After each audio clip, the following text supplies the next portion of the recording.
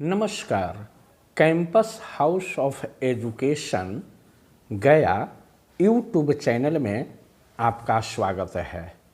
आज हम लोग द्वितीय गोल मेज सम्मेलन के बारे में चर्चा करेंगे। सबसे पहले इस सम्मेलन के प्रमुख तथ्यों पर एक नज़र डालते हैं।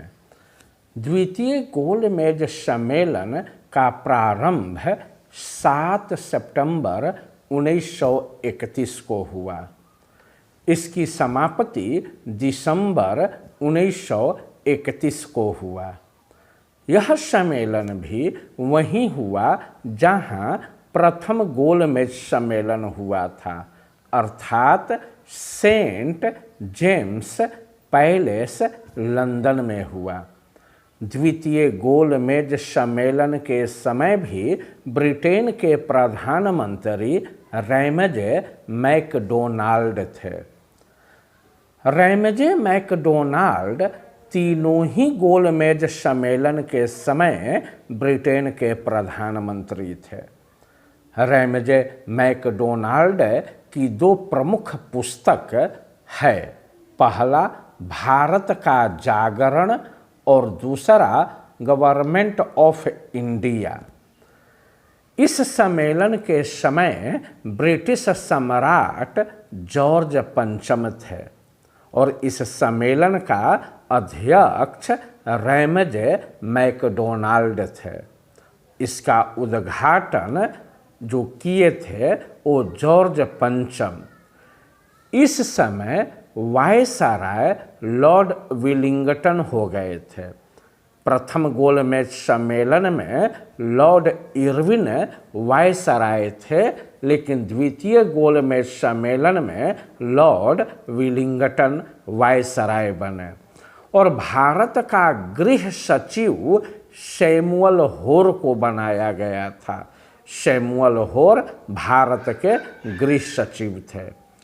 इस समय कांग्रेस अध्यक्ष सरदार वल्लभ भाई पटेल थे और इस सम्मेलन में सरकार की ओर से मुख्य वक्ता सर सैमुअल होर थे। प्रथम गोल मेज सम्मेलन में कांग्रेस ने भाग नहीं लिया था, लेकिन इस गोल मेज सम्मेलन में कांग्रेस ने या कांग्रेस के तरफ से गांधी जी ने भाग लिया था। दूसरे गोल मेज सम्मेलन में भाग लेने के लिए गांधी जी ने 29 अगस्त 1931 को एस राजपुताना जहाज से बम्बई से लंदन के लिए रवाना हुए। इस गोल मेज सम्मेलन से कुछ खास हासिल होने की उम्मीद नहीं थी, क्योंकि ब्रिटिश हुकूमत को नियंत्रित करने वाली साम्राज्यवादी राजनीतिक एवं वित्तीय ताकतें भारत को किसी भी तरह की राजनीतिक या आर्थिक रियायत देने के पक्ष में नहीं थी।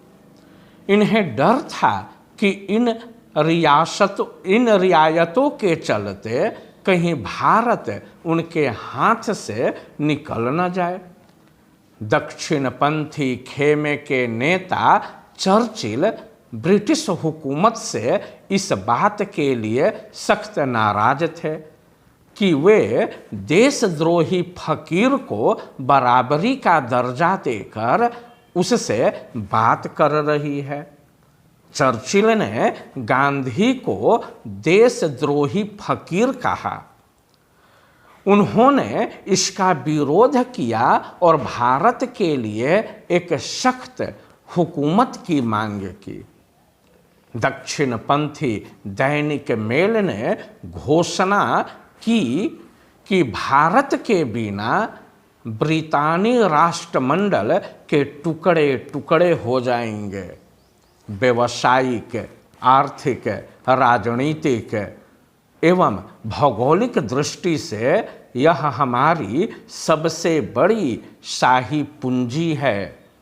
इस पर अपनी पकड़ को ढीली कर देना सबसे बड़ा देशद्रोह होगा। महान गुजराती कवि मेघानी के एक मशहूर कविता में गोलमेज सम्मेलन के बारे में आशंकाओं को बखूबी उभारा गया है।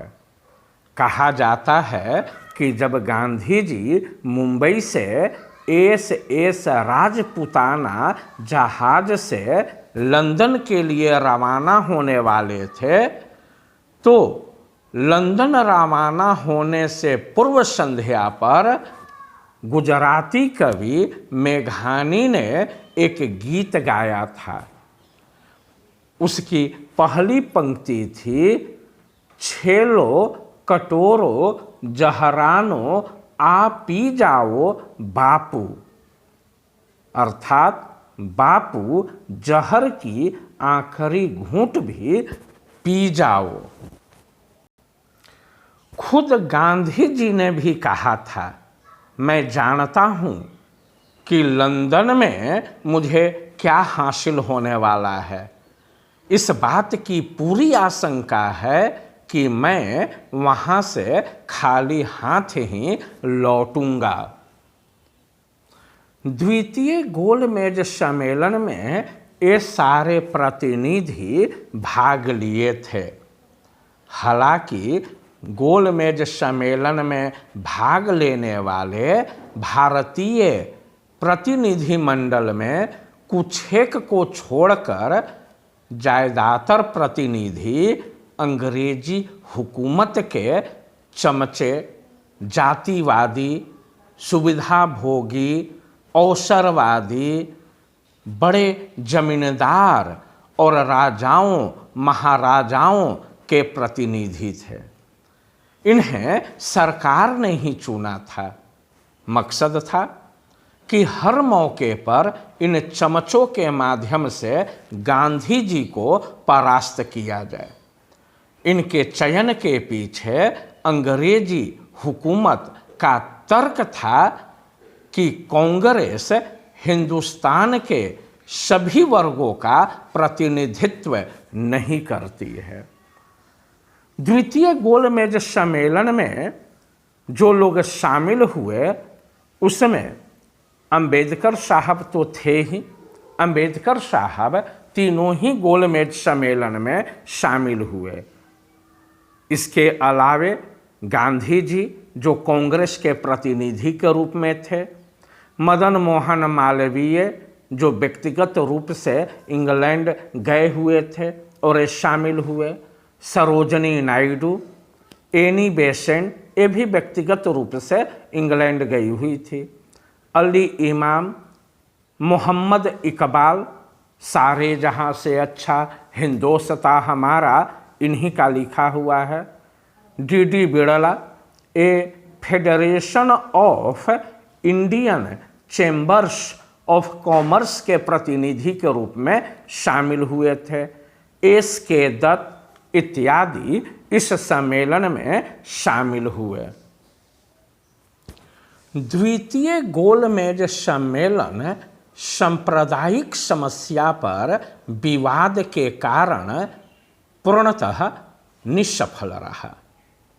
अंबेडकर साहब ने दलितों के लिए पृथक निर्वाचक मंडल की मांग की, किंतु गांधी जी ने इसे अस्वीकार कर दिया। 28 दिसंबर 1931 को गांधी जी खाली हाथ बम्बई आ गए। बम्बई में उनके स्वागत के लिए बड़ी संख्या में भीड़ उमड़ी। उस भीड़ को संबोधित करते हुए गांधी ने कहा था, मैं खाली हाथ लौटा हूँ, परंतु अपने देश की इज्जत को बट्टा नहीं लगने दिया। द्वितीय गोलमेज सम्मेलन बिना किसी समझौते के समाप्त हो गए। इसी सम्मेलन के समय फ्रैंक मॉरिस ने गांधी को अर्धनग्न फकीर कहा था। फ्रैंक मॉरिस ने कहा था, अर्धनंगे फकीर के ब्रिटिश प्रधानमंत्री से वार्ता हेतु सेंट पॉल पैलेस की सीढ़ियां चढ़ने का दृश्य अपने आप में एक अनोखा और दिव्य प्रभाव उत्पन्न कर रहा था। विंस्टन चर्चिल ने भी इसी दौरान गांधी को देशद्रोही फकीर कहा था। चर्चिल का कथन है कि ब्रिटिश सरकार की आलोचना करते हुए कहा है कि वह देशद्रोही फकीर अर्थात गांधी को बराबरी का दर्जा देकर बात कर रही है।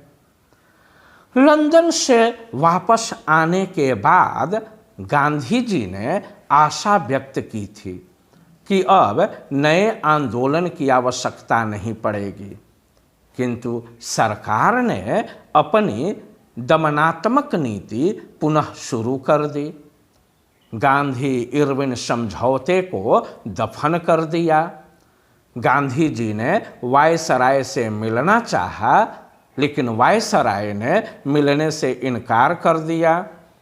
अंत में विवश होकर गांधी जी ने द्वितीय सविनय अवज्ञा आंदोलन शुरू करने की घोषणा की। यही द्वितीय गोलमेज सम्मेलन है। अंत में मैं इसके महत्वपूर्ण पॉइंट को एक बार पुनः दोहरा देता हूँ।